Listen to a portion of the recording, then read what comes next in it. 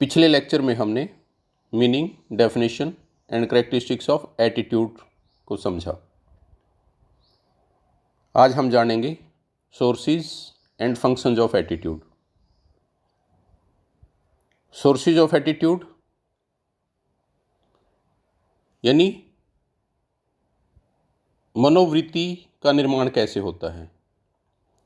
हमारे दिमाग में व्यवहार करने से पहले जो विचार आते हैं उनका आधार क्या है।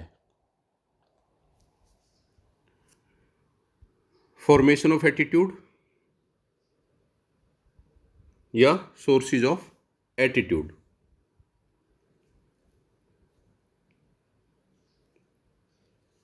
तो इनका सबसे पहला कारण है पर्सनल एक्सपीरियंस, व्यक्तिगत अनुभव। जैसे जब हम एक छोटे बच्चे को देख सकते हैं जिसने कभी पहले आग को टच ना किया हो, तो आग उसको आकर्षित करती है और अगर वो गलती से उसको टच कर लेता है तो उसे एहसास हो जाता है कि आग जलाती है। उसके बाद दूसरी बार, तीसरी बार वो आग को देखने के बाद वो अपना एक्सपीरियंस एकदम से याद करेगा और उसको कभी टच नहीं करेगा। तो इस तरह से हर व्यक्ति अपने अनुभव से लगातार सीखता चला जाता है और जैसा वो सीखता है वो उसकी मनोवृत्ति को निर्धारित करने के लिए आधार का काम करता है। किसी भी चीज़ के प्रति, किसी काम के प्रति, किसी व्यक्ति के प्रति अगर नेगेटिव एटीट्यूड है तो उसके पीछे कोई कारण है, उस व्यक्ति का अपना अनुभव है, एहसास हैं, बुरे एहसास जो उसकी वजह से उसे हुए हैं। इसी तरह से किसी के प्रति पॉजिटिव एटीट्यूड, अच्छे एहसास हैं, अच्छे अनुभव हैं, अच्छे एक्सपीरियंस हैं। तो इसलिए जो पहला आधार है या सोर्स है एटीट्यूड का वो पर्सनल एक्सपीरियंस है। Second, society. एक मनुष्य बचपन से जिस माहौल में पलता बढ़ता है, सबसे पहले परिवार उसको जैसा इन्वायरमेंट देता है, जैसा वातावरण उसको परिवार का मिलता है, उसके अनुरूप उसका व्यवहार बढ़ता चला जाता है। उसकी आदतें, उसका मेंटल सेट, विचारधारा, और परिवार के बाद उसके आस पड़ोस का माहौल, मित्र साथी, जिस संस्था के साथ वह जुड़ता है।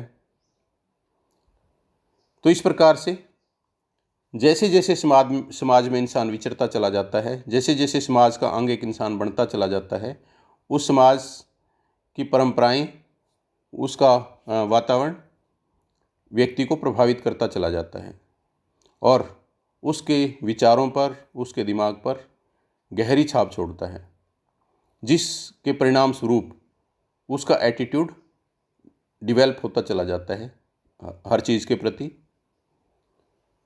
उदाहरण के लिए, जैसे अगर कोई व्यक्ति गलत व्यक्तियों की संगत में पड़ जाता है, नशेड़ियों का साथ करना शुरू कर देता है या झगड़ालू प्रवृत्ति के लोगों के साथ रहना शुरू कर देता है, तो झगड़े या नशों के प्रति उसका एटीट्यूड पॉजिटिव होना शुरू हो जाता है, जो नेगेटिव होना चाहिए, क्योंकि उसको जैसा माहौल मिला, जैसे साथी मिले, उनका असर उसके विचारों पे अवश्य पड़ता है। तो इसलिए हमें जैसा समाज, जैसी सोसाइटी मिलती है, उसके अनुरूप एटीट्यूड बढ़ता चला जाता है। Communication media. आज का दौर मीडिया का दौर है। आज के युग को हम आईटी युग कहते हैं, इंफॉर्मेशन टेक्नोलॉजी का युग। मीडिया की बहुत अहम भूमिका है आज समाज के हर वर्ग में। सूचनाएं प्रेषित करना मीडिया का काम है और इसके माध्यम से हर प्रकार की सूचनाएं हर इंसान तक पहुंचती हैं। Doordarshan, radio, mobile, newspapers, magazines, बहुत से ऐसे कम्युनिकेशन मीडिया के साधन हैं जो लोगों के विचारों को सीधे तौर पे प्रभावित करते हैं। आज हर जेब में लगभग मोबाइल है, इंटरनेट से कनेक्टेड है। पूरी दुनिया की संस्कृति, पूरी दुनिया की सूचनाएं इंसान को एक क्लिक में पता चल जाती हैं और वो जिस प्रकार की इंफॉर्मेशंस इस डिवाइस से लेता है उसका एटीट्यूड उनसे प्रभावित होता चला जाता है। अगर नेगेटिव चीज़ें देखना शुरू कर देता है तो एटीट्यूड बुरी चीज़ों के प्रति पॉजिटिव होना शुरू हो जाता है। अगर पॉजिटिव चीज़ें देखना शुरू कर देता है तो पॉजिटिव चीज़ों के प्रति एटीट्यूड पॉजिटिव और नेगेटिव चीज़ों के प्रति नेगेटिव रहता है। तो इसलिए किसी व्यक्ति की मनोवृत्ति को कम्युनिकेशन मीडिया भी निर्धारित करता है और प्रभावित करता है। देन एसोसिएशन, संबद्धता। मनुष्य की फितरत है कि वो एक व्यक्ति को दूसरे से एसोसिएट करता है जिसके साथ वो रहता है। जैसे अगर कोई विद्यार्थी नकारा हो, निकम्मा हो, पढ़ाई में उसका बिल्कुल भी इंटरेस्ट ना हो और उसकी इमेज हर टीचर के दिमाग में नेगेटिव हो, अगर वो क्लास के टॉपर और बहुत अच्छे विद्यार्थी के साथ बैठना रहना शुरू कर देता है तो कुछ टाइम बाद हर टीचर उस अच्छे विद्यार्थी के साथ उसको एसोसिएट करना शुरू कर देते हैं और उसकी वजह से उसकी इमेज भी हर किसी के दिमाग में बदलना शुरू हो जाती है। तो हम एसोसिएट करते हैं, चीज़ों को जोड़ के देखते हैं। जैसे अगर जुआ खेलने वालों के या नशा बेचने वालों के आसपास कोई रहता है, उनकी बस्ती में, उनकी कॉलोनी में रहता है, तो उसको भी लोग गलत नज़र से देखना शुरू कर देते हैं कि ये तो वहाँ पे रहता है जुआरियों की बस्ती में। हालांकि हो सकता है उसके विचार उनके बिल्कुल विपरीत हों, पर उसकी इमेज एसोसिएट करने के कारण, उनसे जोड़ के देखने की वजह से उन्हीं जैसी हो जाती है। तो इस तरह भी लोगों का एटीट्यूड एसोसिएशन की वजह से किसी के प्रति पॉजिटिव या नेगेटिव हो जाता है। मॉडल, आदर्श।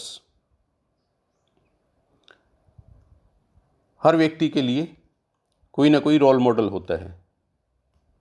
एक आदर्श के रूप में जिसको भी व्यक्ति देखता है उसी जैसा बनने का हमेशा प्रयास करता है, या ये कहें कि अप्रत्यक्ष रूप से ही उसके अंदर अपने रोल मॉडल के गुण आना शुरू हो जाते हैं, क्योंकि उसके कार्यकलाप से, उसके व्यवहार से, उसकी सोच से वो प्रभावित होता है और जो जिससे प्रभावित होता है, जिससे इम्प्रेस होता है, वो उस जैसा बनना चाहता है और काफ़ी हद तक उसके अंदर वैसी विशेषताएं विकसित होना शुरू हो जाती हैं। तो इसलिए जिसका जैसा रोल मॉडल है, हर किसी के लिए माता पिता रोल मॉडल होते हैं और माता पिता के अनुरूप हर किसी का एटीट्यूड डिवेल्प होता चला जाता है। जैसी माता पिता की पसंद नापसंद, वैसी आगे बच्चे की भी पसंद और नापसंद अवश्य बनती है। इसी प्रकार से और किसी को भी, जैसे कोई फिल्म स्टार है, कोई स्पोर्ट्स स्टार है, कोई रिलीजियस लीडर हैं, तो जिसको भी कोई रोल मॉडल मानता है उससे प्रभावित होकर के हर व्यक्ति के मनोवृत्ति में बदलाव लगातार होते रहते हैं। ऑर्गेनाइजेशनल इन्वायरमेंट, संगठन का वातावरण। जिस भी संस्था या संगठन में व्यक्ति रहता है, काम करता है, उस संगठन का जो आंतरिक वातावरण है, उस संगठन के प्रबंधकों की नीतियाँ, उस संगठन के लक्ष्य, कार्य, संगठन का ढांचा, इंफॉर्मेशन टेक्नोलॉजी या प्रोडक्शन टेक्नोलॉजी या प्रोडक्शन कैपेसिटी या यूनियन, ट्रेड यूनियंस जो सक्रिय हैं उस संस्था में, या इनफॉर्मल ग्रुप्स जो काम कर रहे हैं, हर किसी का, हर कर्मचारी के व्यक्तित्व पे, उसकी मानसिकता पे, उसके विचारों पे प्रभाव पड़ता है और उसका एटीट्यूड उस प्रभाव की वजह से निर्मित होता चला जाता है। पॉलिटिकल इन्वायरमेंट, राजनीतिक वातावरण, किसी राज्य का, किसी देश का राजनीतिक वातावरण कैसा है, राजनीतिक स्थिरता है या अस्थिरता है। जैसे अभी हमने देखा पश्चिमी बंगाल के चुनाव हुए, चुनाव से पहले वहाँ क्या माहौल रहा, लोगों के एटीट्यूड किस प्रकार से अग्रेसिव रहे, और इलेक्शन के एकदम बाद रिजल्ट आते ही 1-2 दिन के अंदर अंदर ही किस प्रकार से मारा मारी, काफ़ी लोगों ने एक दूसरे को मार दिया, घरों को जला दिया। तो ये राजनीतिक वातावरण की बदौलत है। जो आपसी प्यार, भाईचारा एक दूसरे के साथ होना चाहिए, उसके प्रति लोगों का एटीट्यूड नेगेटिव हो जाता है, आपसी प्यार और भाईचारे के प्रति, और एक दूसरे के खून के प्यासे हो जाते हैं लोग, और बहुत से लोग ऐसे में अपनी जान से हाथ धो बैठते हैं। तो ये पॉलिटिकल इन्वायरमेंट, क्योंकि हर व्यक्ति राजनीति से प्रत्यक्ष या अप्रत्यक्ष जुड़ा होता है और वो उस जुड़ाव की वजह से अपनी मनोवृत्ति को बदले बगैर नहीं रह सकता। इकोनॉमिक इन्वायरमेंट, आर्थिक वातावरण, किसी देश की अर्थव्यवस्था उस देश के नागरिकों की मनोवृत्ति को सीधे तौर पर प्रभावित करती है। इकोनॉमिक सिस्टम देश में कैसा है, इकोनॉमिक पॉलिसीज़ कैसी हैं, इकोनॉमिक कंडीशन कैसी है, देश डेवलप्ड है, डेवलपिंग है या अंडर डेवलप है, लोगों को काम करने, अपना काम करने में, अपने व्यवसाय करने में कितनी सुविधाएं दी जाती हैं, कितनी आज़ादी है व्यवसाय करने की, ब्याज की दरें कैसी हैं, टैक्सेस के क्या रेट हैं, हर चीज़ सीधे तौर पर लोगों की आय को प्रभावित करती है, आजीविका को प्रभावित करती है, लोगों के पैसे और व्यवसाय को प्रभावित करती है, जिनसे लोगों का एटीट्यूड निर्मित होता है देश के प्रति, समाज के प्रति और व्यवसाय और पेशों के प्रति। एजुकेशनल इन्वायरमेंट, शैक्षणिक वातावरण, शिक्षा का वातावरण एक देश में किस स्तर का है, उससे भी मनोवृत्ति को एक दिशा मिलती है। जैसे अगर शिक्षण संस्थान किसी व्यक्ति को बहुत अच्छा वातावरण प्रदान करे तो उस व्यक्ति की मनोवृत्ति सकारात्मक होगी, पॉजिटिव एटीट्यूड होगा, अच्छे कामों के प्रति, नॉलेज हासिल करने के प्रति और समाज की सेवा के प्रति वो एक अच्छा इंसान बनेगा। इसके विपरीत अगर अच्छे शिक्षण संस्थान किसी देश में नहीं हैं, अच्छी एजुकेशन लोगों को उपलब्ध नहीं करवा पा रहा देश की शिक्षण व्यवस्था, तो ऐसी स्थिति में लोग नेगेटिव एटीट्यूड ज़्यादा रखेंगे और वो बुरे चीज़ों के प्रति पॉजिटिव और अच्छे कामों के प्रति नेगेटिव होंगे और वो बुरे कामों में ज़्यादा प्रवृत्त होंगे। तो इसलिए शिक्षा का हर समाज में अहम स्थान होता है और लोगों के विचारों को सीधे तौर पे शिक्षा प्रभावित करती है। और लास्ट है बिहेवियरल रिजल्ट्स, व्यवहार से संबंधित परिणाम। एक व्यक्ति जैसा भी व्यवहार करता है उसका परिणाम भी सामने देखता है और उस परिणाम से वो सीखता है। जैसे कोई अगर किसी को गाली देता है तो ये बुरा व्यवहार है, उसका परिणाम वो साथ ही देख लेता है, दूसरे व्यक्ति की तरफ से जो रिएक्शन आता है। और अगर दूसरा व्यक्ति गुस्से में होकर उसकी गाली से उसको कुछ भला बुरा बोल देता है, कह देता है या कर देता है कुछ, तो उससे एक सीख मिलती है और वो सीख उस व्यक्ति के एटीट्यूड को निर्धारित करती है। ऐसे काम के प्रति उसका एटीट्यूड एकदम नेगेटिव हो जाता है, बुरी चीज़ों के प्रति, बुरे कामों के प्रति। तो इस प्रकार से एक व्यक्ति करके सीखता है, मतलब जैसा व्यवहार वो करता है अपनी लाइफ में करता जाता है, उसके रिजल्ट्स को देखता है, और जो रिजल्ट्स नेगेटिव आता है, उसके खिलाफ आता है, उसको वो दोबारा रिपीट नहीं करता और उसके प्रति उसका एटीट्यूड नेगेटिव हो जाता है। और जिस व्यवहार का परिणाम उसके पक्ष में आता है उसको अच्छा लगता है।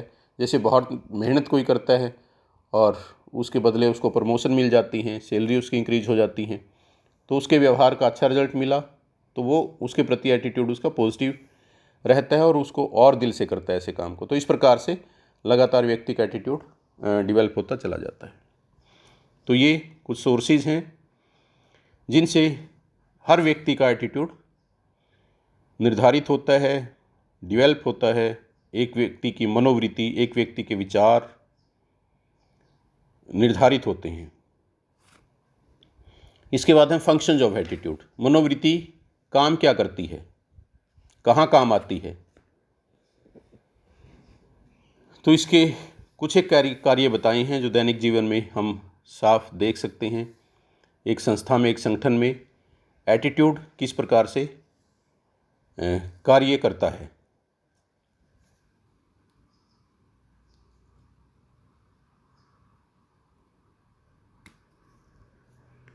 फंक्शंस ऑफ एटीट्यूड, मनोवृत्तियों के कार्य। फर्स्ट, यूटिलिटेरियन फंक्शन, तुष्टि गुण से संबंधित कार्य, या इसको स्वार्थ से संबंधित कार्य भी कह सकते हैं, क्योंकि व्यक्ति किसी भी काम में जब तुष्टि गुण या संतुष्टि प्राप्त करना चाहता है तो उसकी स्वार्थ सिद्धि भी कही जा सकती है। तो एटीट्यूड हर व्यक्ति की स्वार्थ सिद्धि का काम करता है। व्यक्ति को संतुष्टि प्रदान करने या तुष्टि गुण देने का काम एटीट्यूड करता है। पॉजिटिव एटीट्यूड या फिर नेगेटिव एटीट्यूड।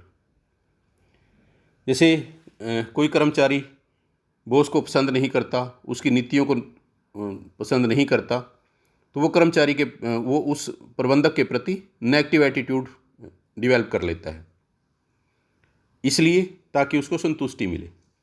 उसको जो बॉस से फ्रस्ट्रेशन आती है, जो परेशानी आती है, उससे बचा जा सके, और उस फ्रस्ट्रेशन से बचने के लिए वो अपने एटीट्यूड का सहारा लेता है। तो इसलिए एटीट्यूड का पहला काम होता है संतुष्टि प्रदान करना, खुशी प्रदान करना, यूटिलिटेरियन फंक्शन या स्वार्थ सिद्धि में मदद करना। दूसरा, एडजस्टमेंट फंक्शन, समायोजन कार्य। जैसे भी वातावरण में कोई इंसान जाता है पहली बार, वो उसके अनुकूल हो या प्रतिकूल हो, हर प्रकार के वातावरण में एडजस्ट करने की कोशिश करता है। और अगर उसको पॉजिटिव इन्वायरमेंट मिल जाता है, अच्छा इन्वायरमेंट मिल जाता है जिसको वो पसंद करता है, तो उसके प्रति वो अपना एटीट्यूड पॉजिटिव कर लेता है और उस इन्वायरमेंट के साथ एडजस्ट करता है पॉजिटिव एटीट्यूड के साथ।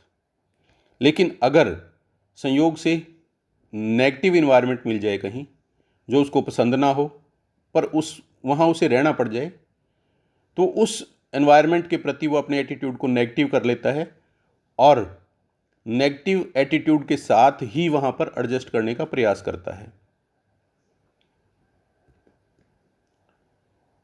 और किसी भी इन्वायरमेंट के साथ स्वयं को ढाल लेना, ये उसको सुख का एहसास दिलाता है कि मैं एडजस्ट कर गया। तो इसलिए किसी भी इन्वायरमेंट में एडजस्ट करने में व्यक्ति का एटीट्यूड उसके लिए मददगार सिद्ध होता है। थर्ड है ईगो डिफेंसिव फंक्शन, अहम प्रतिरक्षा कार्य। व्यक्ति अपनी ईगो को संतुष्ट करने के लिए एटीट्यूड का सहारा लेता है। कई बार किसी व्यक्ति की ईगो को, अहम को ठेस पहुंचती है तो वो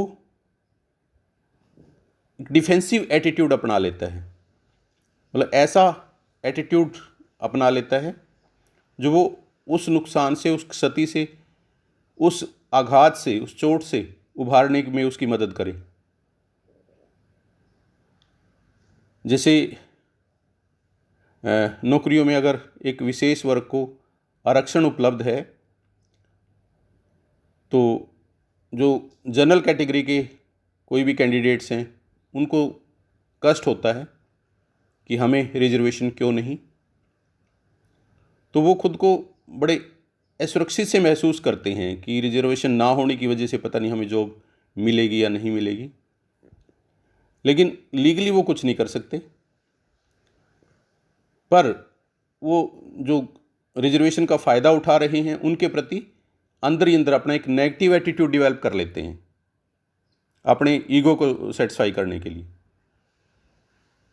तो ये ईगो डिफेंसिव फंक्शन इसको हम कहेंगे कि जहाँ भी किसी के स्वाभिमान को चोट पहुँचती है तो वो उस चोट को से उबरने के लिए एटीट्यूड का सहारा लेता है और नेगेटिव एटीट्यूड डेवलप करके अपने ईगो को सेटिस्फाई कर लेता है, संतुष्ट कर लेता है।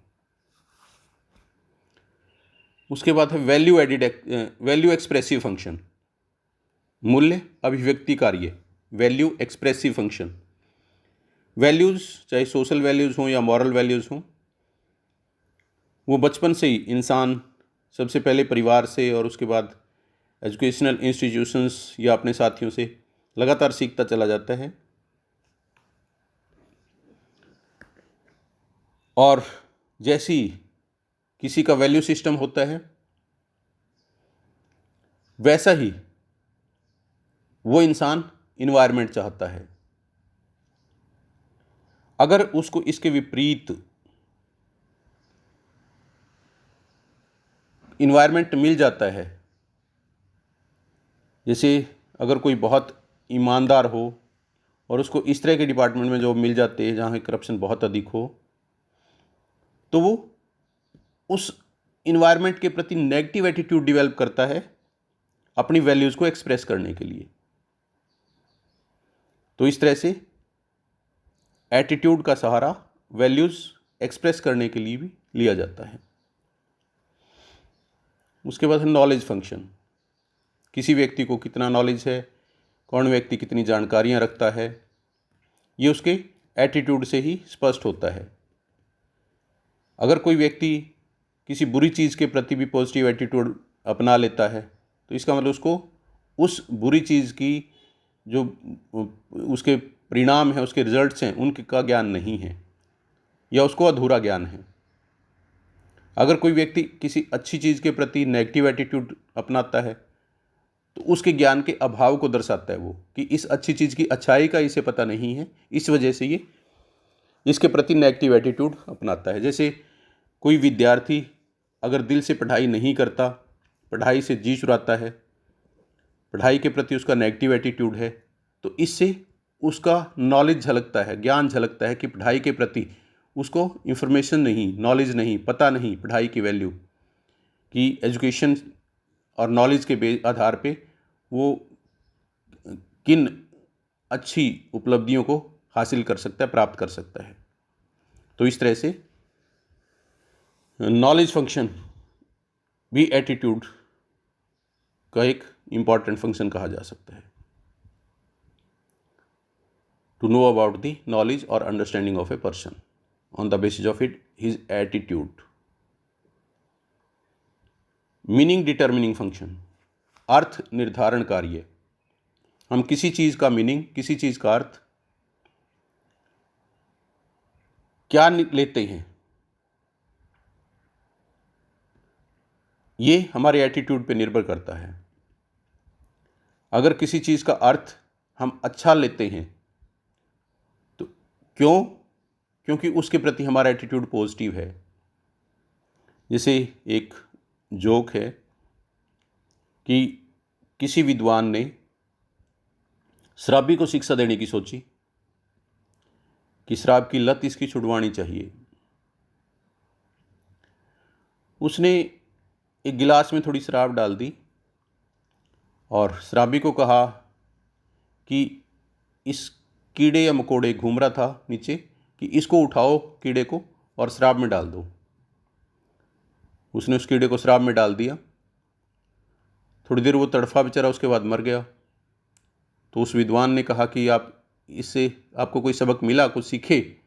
कहता हाँ, इससे तो मैं बहुत बड़ा सबक मुझे मिल गया। कहते क्या? कहते ये सबक मिला मुझे इस कीड़े को देख के कि शराब पियोगे तो पेट के सारे कीड़े मर जाएंगे। मीन्स उसने मीनिंग क्या निकाला उसका, कि शराब पीना अच्छा है। क्यों? क्योंकि उसका नशे के प्रति पॉजिटिव एटीट्यूड है, जबकि विद्वान का नशे के प्रति नेगेटिव एटीट्यूड था और वो दिखाना चाहता था कि जैसे ये कीड़ा मरा है ऐसे तड़फ के एक दिन तुम भी मरोगे। तो इस तरह से एटीट्यूड जिसका जैसा होता है वो हर चीज़ का मीनिंग वैसा ही निकालता है। और लास्ट है फैक्ट्स सिलेक्टिंग फंक्शन, तथ्य चयन कार्य।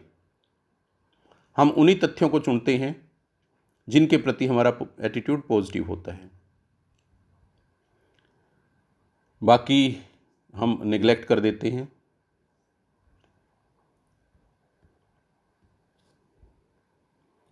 जैसे जैसे ही हम घर से या कॉलेज से बाहर निकलते हैं तो हमें सड़कों पे चलते हुए बहुत से वाहन दिखते हैं, बहुत सी गाड़ियां हैं, बाइक्स हैं, साइकिल हैं, पैदल बहुत लोग हैं, रिक्शा या ऑटो चल रही हैं, आसपास बहुत सी स्टॉल्स लगी हुई हैं, होर्डिंग्स हैं। लेकिन हम हर किसी की तरफ नहीं देखते। हमारा एटीट्यूड जिसके भी प्रति पॉजिटिव होगा, जैसे हमने अगर बस पकड़नी है गांव जाने के लिए तो हमारा ध्यान बस की तरफ जाएगा, बाकी चीज़ों को हम निगलेक्ट कर देंगे। तो इस तरह एटीट्यूड जिस चीज़ के प्रति पॉजिटिव होता है उन फैक्ट्स को हम सेलेक्ट करते हैं, और जिनके प्रति हमारा एटीट्यूड नेगेटिव होता है उनको फिल्टर करते चले जाते हैं, छोड़ते चले जाते हैं।